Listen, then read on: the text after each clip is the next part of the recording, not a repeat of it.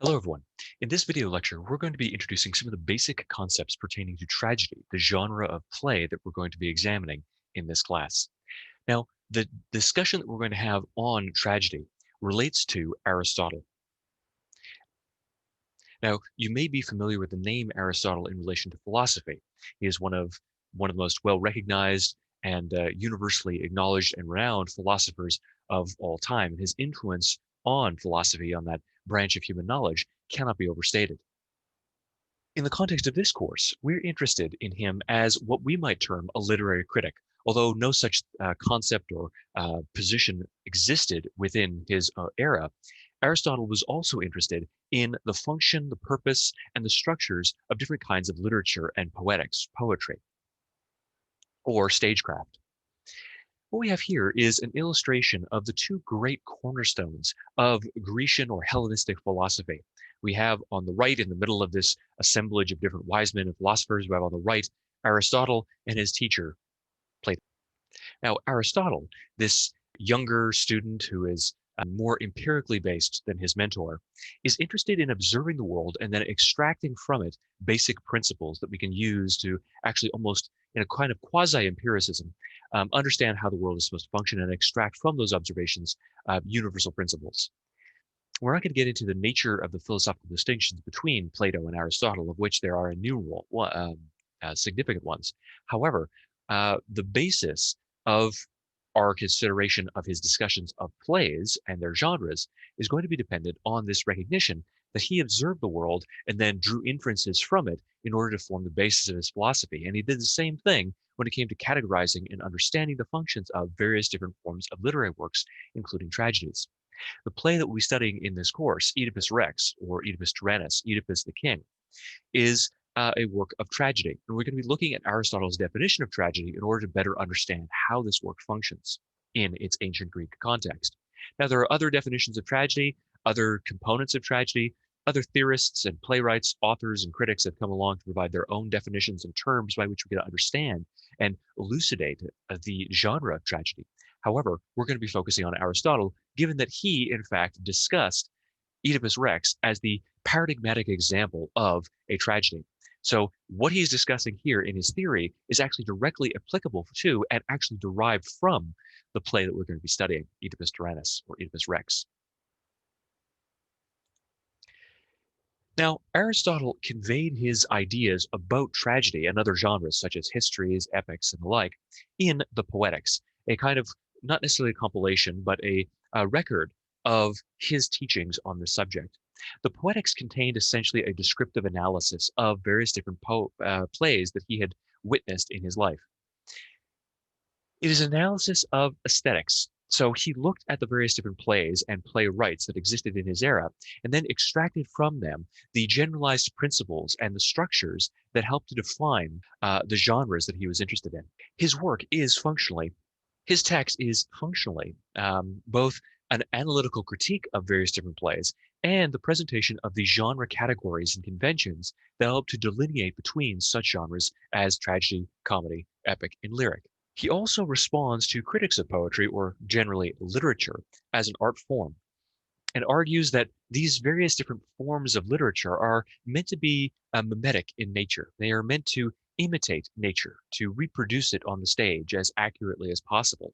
So everything that is produced in the play should be in keeping with the character and the nature of individuals that are depicted in the real world or that we see in the real world. So he's a proponent of realism in the sense, not realism because that didn't exist as a concept really in his era, but in a general sense of a realistic approach to fiction by way of mimicking that which we see in the real world, according to the cultural stereotypes and presumptions of his era.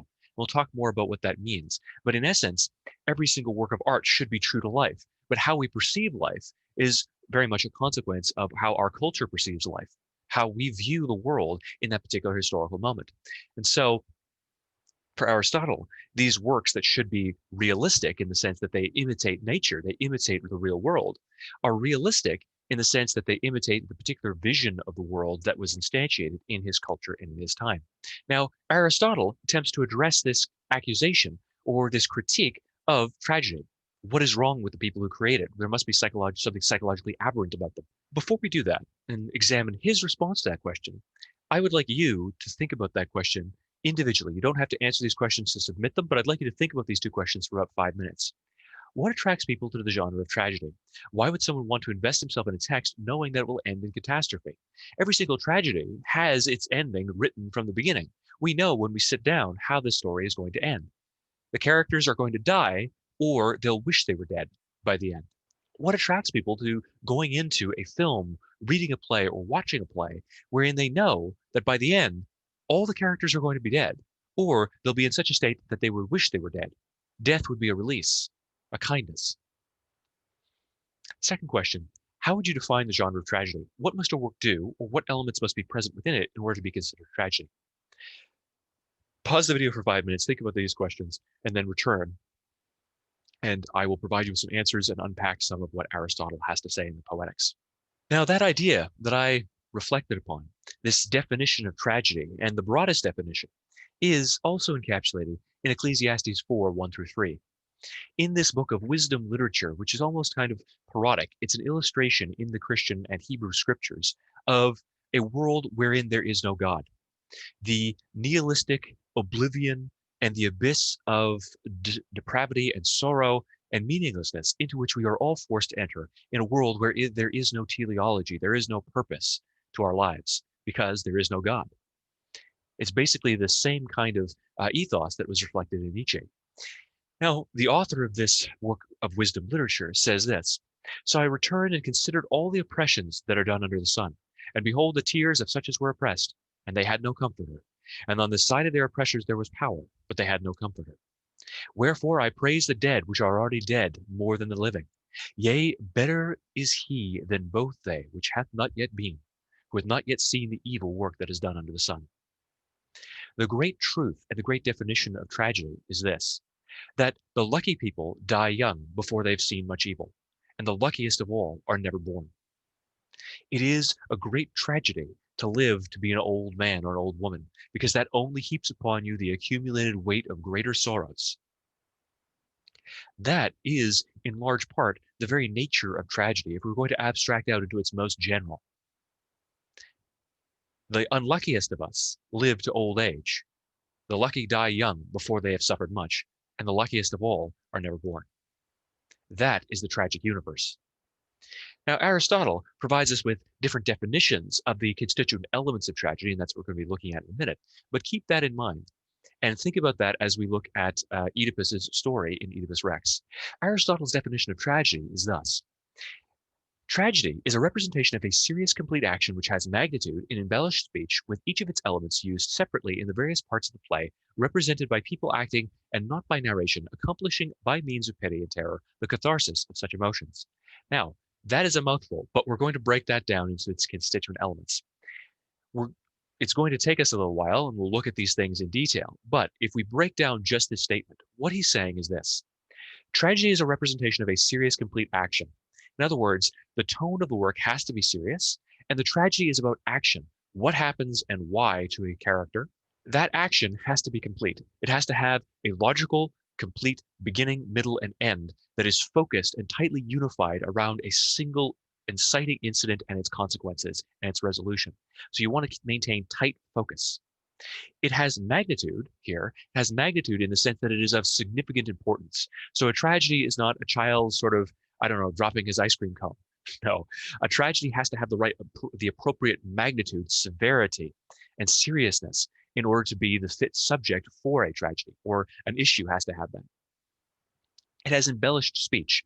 So the speech that is delivered in the play and that defines the play, because a play, when it is written, is just speech. There are a few instances of stage direction and the like, but primarily it's characters speaking. We see them on stage interacting and moving, but when we're reading the play, it's only dialogue. But for those, again, few stage directions. Now, the embellished speech means that the speech inside the play has to be rarefied, evolved, and refined. It's embellished. It's beyond the normal. Each of the elements used separately in the various parts of the play. So there are significant specific elements that help to define the work of tragedy, these different elements that he's going to discuss. And we'll talk about what those are in a minute. It is represented by people acting and not by narration. So we should see the characters on stage, witness their suffering. It's one thing to be told what happens, but it's another thing to be shown what happens and to experience it with the characters. And that second one is far more powerful and emotionally effective. And it accomplishes, by means of pity and terror, the catharsis of such emotions. Now, the nature of catharsis is an incredibly fraught and complex topic that we're going to be discussing. And indeed, the term catharsis has been analyzed from different perspectives. We're going to look at two of them primarily to understand what Aristotle might mean when he says this about the catharsis of pity and terror. But the two feelings that the play of tragedy should produce in the witness, the viewer, the audience member, are pity and terror. And the objective of inspiring those emotions is catharsis, an incredibly important term that Aristotle develops and explores and that we will discuss in detail. Catharsis literally means purgation, purification, or cleansing. Behind it is this idea of moderation. People should not be blown about by the winds of their emotions. They should not feel too much or too little. To be anhedonic, to be incapable of experiencing joy or incapable of experiencing any emotion, such as pity for people who are suffering, is just as deleterious to the individual and just as unhealthy as is a kind of excess of emotion. So if you start weeping profusely over this child who has lost his ice cream, well, there's something emotionally unbalanced about you that has to be corrected according to this view. So the moderation, the middle path, the right response to the right emotional stimuli is at the heart of catharsis. And it's privileged by the Grecian ethos, the Hellenistic ethos that undergirds Aristotle's philosophy and his literary criticism. Now, there are two predominant interpretations of catharsis, a kind of traditional interpretation and one that is a little bit more fanciful and novel, more of a contemporary reading of Aristotle. The second example here is the traditional reading. Tragedy acts as a kind of pressure relief valve through which a person lets out his excessive negative emotions in a safe way. So, if he is depressed, he can see a tragedy to release that emotion in a healthy way, such that the negative emotions will not come out in his daily life. So, the tragedy, by getting out all those negative emotions, by screaming and crying and disburdening yourself of all these horrifying emotions that burden you down in your daily life, witnessing that work of tragedy lets you escape from that emotional weight. It lets you release it, to let it go in a healthy, safe, in a non-destructive environment where it doesn't start to influence your everyday life. The other possible meaning of catharsis that we're not entirely sure what Aristotle is saying, could be one or the other, is that by observing a tragedy as part of an audience and experiencing catharsis, a person finds that her emotions are normalized or brought into alignment with the other members of the community. So as you're sitting in a stage, you are in a theater watching the stage, you are constantly also observing the reactions of those people around you. You're engaging with them and you're playing off of their reactions. According to Aristotle, then, tragedy allows people to learn how to feel properly. They learn the socially correct natural emotional responses to stimuli and are neither excessively emotional or overly stoic. So I can see how the audience is responding in a generalized sense, and it begins to influence us. It sort of presses in on us, and we learn the kinds of socialized norms for emotional responses, both by witnessing the actions and reactions within the fictional world of a play, and also within the real world of the audience that is responding to the spectacles of destruction and terror and pity, suffering that are depicted on that stage. But catharsis is that idea of bringing yourself into emotional alignment, either by purging yourself of emotions and releasing them in this healthy, safe environment so that they don't influence you in your daily life, or by teaching you how to feel correctly to the appropriate emotional responses. So that in the work of a play, for instance, if you see a child drop his ice cream and nobody really responds to it, you are automatically almost sociologically conditioned to respond in the appropriate way, that to not become overly emotional at the sight of that. However, if you see somebody cutting off his own hands and then trying to save his son, uh, failing to do so, and then witnessing the son's execution, then you start to see other people react with shock and horror and dismay, weeping and gnashing their teeth. You know how to respond. You can emulate their physiological and emotional responses. So you learn or are taught how to feel correctly in the same way that, let's say, virtue is this habituation process whereby you learn how to act correctly. Now, Aristotle begins to discuss the various different components of tragedy. They are divided up into three segments. You have the object of tragedy, that is, what is being conveyed or what is being delivered or seen on stage. You have the media, that is the form in which these events, the objects of the play, are being conveyed. And you have the manner, that is the way in which the objects are being presented. So, for instance, in the context of a film, you have in the film plot, you have the story, you have characters, who they are, how they act, how they speak, and you have reasoning. Reasoning is basically like the logic of the characters. However, as you're watching that film, you're watching it through a particular medium. You're seeing the visuals on screen. The story is being conveyed to you through images and sounds. That's the medium of the film. The manner of it is the way in which they're presented. So the trappings and the accoutrements. It's not an exact parallel, but you can think about the special effects of a film. It doesn't actually influence the story or the medium or anything like that, but it provides context and shapes and offers kinds of life and vibrancy to all the other elements. So when we're thinking about objects, medium, and manner, think about a film in those terms, in terms of what is in the film, how those things in the film are being presented to you, and the kind of trappings and effects that help to enliven those aspects of the film. We're going to break down those six components of Aristotelian tragedy. First, you have the objects. Tragedy is the representation of actions and not of characters. The plot produces pity and terror, the tragic emotions, by way of reversals in the main character's expectations, situation, and fortunes, realized in scenes of recognition when he comes to understand his position or nature, leading to destruction. So, what I mean by this, the plot is meant to inspire pity and terror in the reader. The way it does so is by way of a series of reversals. The main character reverses his position from high to low, successful to unsuccessful. There are also reversals of expectation, wherein the character thinks that he is doing something, behaving in one way, or seeking to achieve something, when in reality, those expectations are completely overturned. For instance, in Sophocles' Oedipus Rex, we have Oedipus calling for Tiresias, the seer, and he hopes that Tiresias will be able to shed some light on his situation and identify the murderer of Laius, the king before Oedipus.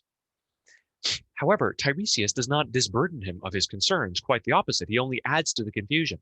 So there's a reversal of his intentions and the expected outcome of that event.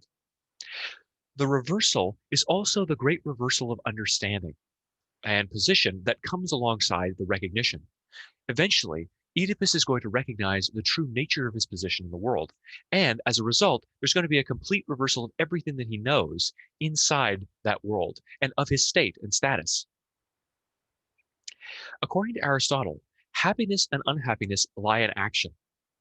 It is always what we do that leads to unhappiness. Characters are included in a tragedy because, well, of what they do, because of their actions. The ingredients, that is, the incidents of the plot, are the end of the tragedy. So characters exist to serve the plot, according to Aristotle. They're there to be pawns moved about by the plot to ensure that the appropriate actions to create that plot are undertaken. So their status as characters, who they are, how they grow, what they learn, and the like, is really secondary to the rationality behind the plot. And how that plot, what happens to them and why, is at the crux, at the heart of the emotional core of tragedy, that production of pity and terror in the audience. Character is of second importance after plot.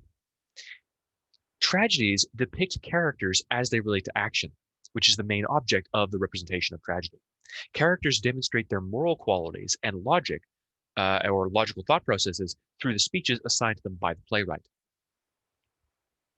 So in a tragedy, the character has to be fleshed out in order to make sense of the plot. There has to be a logical reason for what they do and why in order to make sure that the plot is logical and can develop in the direction that the playwright requires.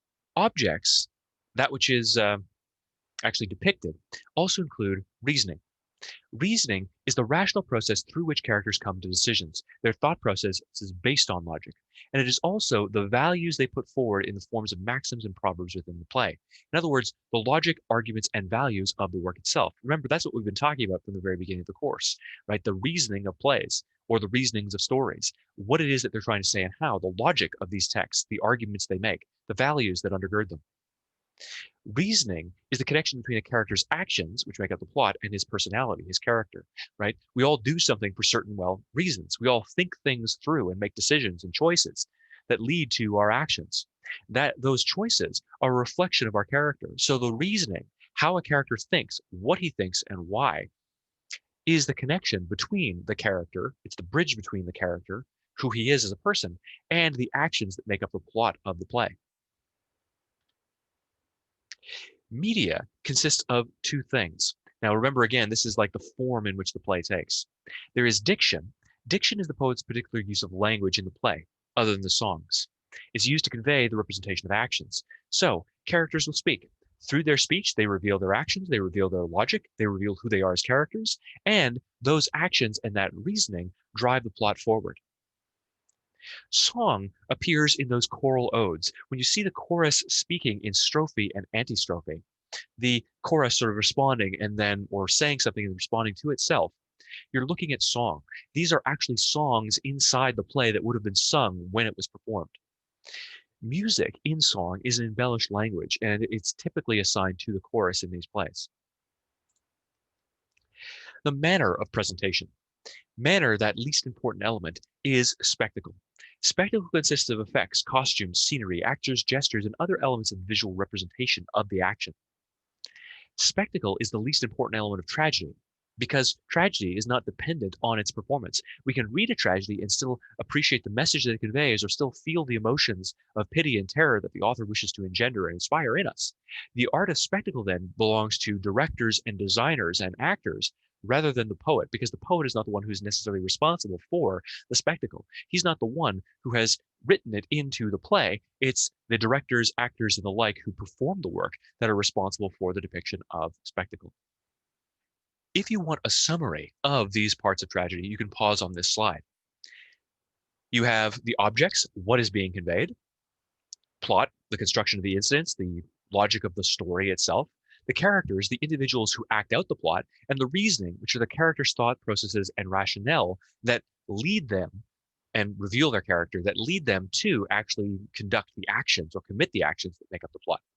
Media, the forms in which the objects are being conveyed, would be things like the choral odes, the songs, and the diction, the character's speech. And the manner, the way in which these things are presented, would be spectacle, costumes, effects, and ornamentation.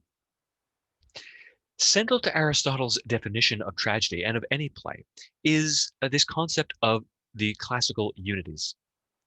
Aristotle thought that a work had to be focused, confined, and unified, particularly in relation to tragedy. Some genres didn't necessarily require these kinds of unities because they were of a different form. For instance, the genre of epic didn't need to be unified in terms of time and action, or plot, or place. However, tragedy has to be tightly focused in order to produce the appropriate emotional effect. Aristotle believes that a focused, confined, and unified narrative is paramount in order to achieve its intended effect. That is, the production of a particular kind of emotion and the catharsis of that emotion. Everything needs to be in the proper place at the right time in the right magnitude. The first of these unities is the unity of time. The plot should be condensed, taking place in a reasonable and necessary amount of time, which should be limited to approximately 24 hours. You don't want to give the characters too much time to think or breathe. You want to really focus and condense all of that action and the power of the action and revelations into that one short time frame. We shouldn't have skips where the characters are away from our attention. We should be able to focus on these characters. The unity of action. A plot should engage with one action that is whole and complete. No element of the plot can be removed without disrupting or disturbing the whole. Every element of the story is related to and necessary to the presentation of that single complete action. Here, you don't want extraneous details. You want to pare down the plot so that it is only every single action, every single line of dialogue, everything the characters do, say, and think is all related to that central action, the fall, the reversal of circumstances of that tragic hero who is at the heart of the work. Oedipus here, our tragic hero, and the 24-hour plot line of the revelation of his true identity and his fall from a king, the ruler of Thebes, to a blind and broken beggar with nothing at all in the world. That action should be the only thing that we're focused on. So there are no subplots, no sort of dovetailing into other characters. It's all tightly focused on that one action, the fall of Oedipus, in this case of Oedipus Rex. Now that's true of all tragedies. It should still be focused on the one complete tragic action. And the entirety of the play should be unified around that single action. The unity of place. The play should be set in one place, and the stage should not be used to represent more than one location. So again, it's that issue of applying a kind of tight focus to the single incident that leads to the destruction and that is the destruction of the character. Now, Aristotle's plots are defined by three key concepts. First, recognition.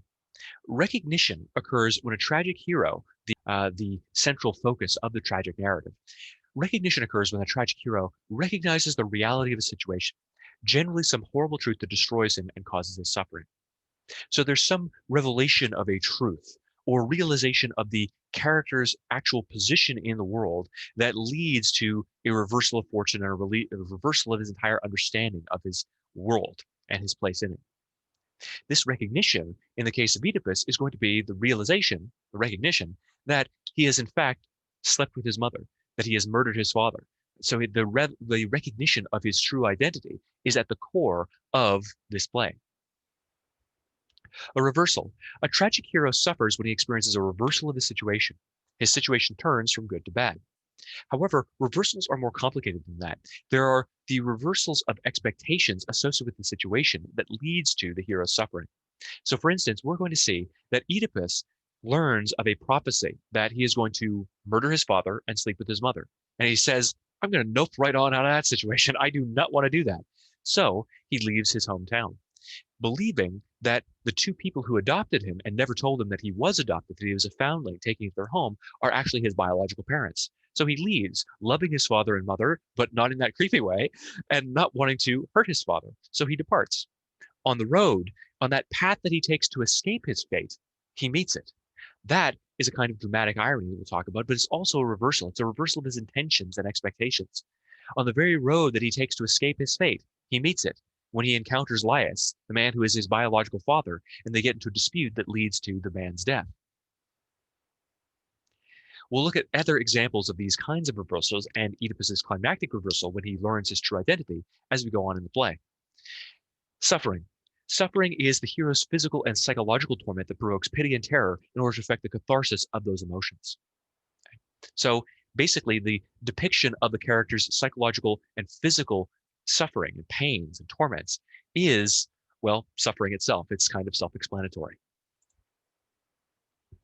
That central figure that I've already mentioned, the tragic hero, is closely and tightly defined by Aristotle, and it's based again on cultural presumptions from his era.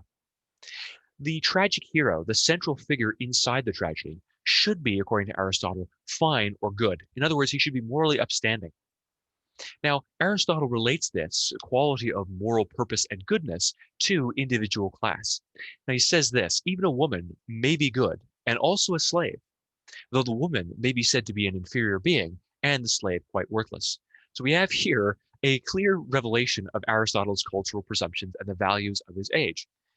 His point is that there are good people in every class and of every gender. However, women are inferior to men and slaves are worthless. So probably don't choose one of them. There are good slaves, but they're just good insofar as a slave can be good. And there are good women, but even a good woman is inferior to a pretty lousy man. So Aristotle's point is that each individual who is depicted as the tragic hero should be good relative to the class or gender to which he belongs. And again, this is him projecting his culture's values, right?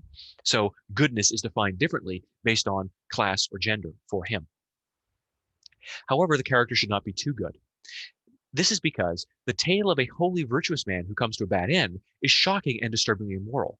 There has to be something wrong with even a good man, the hero of the tragedy, in order for the tragedy not to seem blindly and blisteringly unfair. It's difficult to feel pity and terror rather than disgust if there's nothing wrong with this character. It provokes outrage rather than pity and terror. The character should be fit to character or true to type. So there are expectations for a particular kind of person. A slave, in Aristotle's view, is expected to do nothing. A woman can have a kind of virtue of a man. So they might not be the fit subject for a tragedy. Now, a king should be fit to type. He should have a kind of wisdom. Valor is fit for a soldier. So for him, they have to be true to life and fit and true to type. They should be realistic in terms of their depictions based on, again, on these cultural presumptions, and they should be fit to the kind of person they are. It shouldn't be unrealistic in the sense that this character, in fact, reflects and embodies the expectations for the class from whence he hails. They should also be true to character or consistent in character. Once you've established who this character is, what his virtues are, and what his flaws are, those things should be consistent throughout the play in order to maintain that sense of verisimilitude. Because remember, Aristotle wants to ensure that these works are mimetic in nature, that they copy real life. So he knows from his perspective of real life, again, this culture's perceptions of real life, women can't be virtuous. So the woman in this play can't be virtuous to the same degree as a man or in the same way as a man. And surely she can't be valorous in the same way as a man. She can have her own kind of deferential temperance that is fit for a woman, but her virtues have to be distinct from those of a man because women are different from men in this sense. In the same way, a slave can't demonstrate the kinds of virtues and wisdom that a king can, because that wouldn't be true to type or true to character. And it also wouldn't be true to life as Aristotle and his culture perceives it. The actions of the tragic hero must be necessary or probable. In other words, characters must act logically and events must follow the laws of probability or necessity. So there shouldn't be sort of random events or happenstance. Things should progress logically based on necessity and probability. So no random or seemingly unlikely events should intrude on the plot and the actions of the character. At the core of the tragic hero, because the tragic hero can't be perfect, is hamartia. Now, we translate that typically as the tragic flaw. That is an incorrect translation. Hamartia really means a missing of the mark. Literally, that is what it means. It's a failure or an error, not a kind of moral flaw like, let's say, pride or hubris. It is the error, a mistake in understanding or a failure in understanding that leads to the hero's downfall. The tragic hero is defined by this hamartia, again, the poorly translated tragic flaw. It is some aspect of his character, some choice or action that he undertakes, or some aspect of his personhood that eventually leads him to miss the mark. He was so close because he is virtuous and good. He was so close to being successful, but and were not for that one mistake, that one erring in his nature, he would have succeeded. So you can think about an archer. The archer doesn't do something immoral when he misses the target, when he fails to hit a bullseye. He's missed the mark. Here, the tragic hero has done the same thing. So, in brief, as a definition of the tragic hero, the central object of a tragedy, the tragic hero is a relatively good person who acts logically and consistently in accordance with expectations for his class and gender, and is destroyed not by some moral failing, but by a mistake or error. In Oedipus Tyrannus, we'll discuss what this failing or error is. You will probably have heard, if you've looked up the story, if you're familiar with it at all, or if you've looked up sources online, that his tragic flaw is pride or hubris. That's not the case at all. Pride or hubris would indeed be a sin. It would be a vice, and it would be justly punished. A tragic flaw, quote unquote, the hamartia, is not meant to be something that is, well, a sin. It's meant to be an error or failing on the part of him. And we'll talk about what that can be as we go on. So, as a brief summation of the work of tragedy, a tragedy is the imitation of a single unified action. So remember those unities of time, place, and action that we discussed. That is serious, complete, and probable. So it is logical, it's of about a serious subject, and it is complete and total. It is a single unified action. It concerns the fall of a person whose character is good, believable, and consistent. The fall is caused in part by a hamartia, literally a missing of a mark or an error or a mistake on the protagonist's part, rather than a vice or depravity. It could be an error or failing in his own character, but it can't be such, or one that is to such a degree that it could count as a vice.